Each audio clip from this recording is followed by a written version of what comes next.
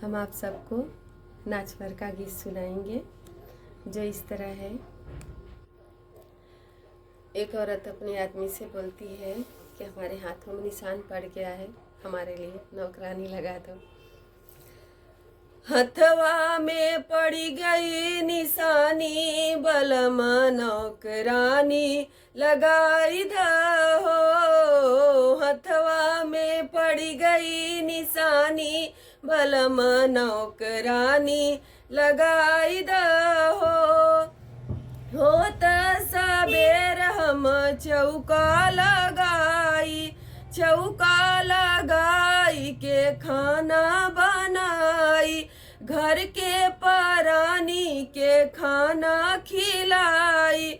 हमके बहुत परेशानी, बलमा नौकरानी लगाई दहो। हमके बहुत परेशानी, बलमा नौकरानी लगाई दहो। हथवा में पड़ी गई निशानी, बलमा नौकरानी लगाई दहो। नैहर में रहली बहुत सुख कैली, नैहर में रहली बहुत सुख कैली।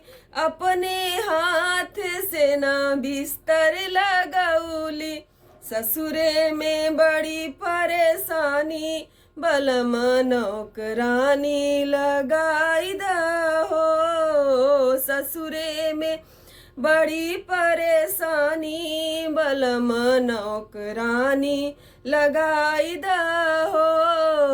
हथवा में पड़ी गई निशानी, बलमा नौकरानी लगाई दहो। होत सबेर हम चौका लगाई के पानी के जाई।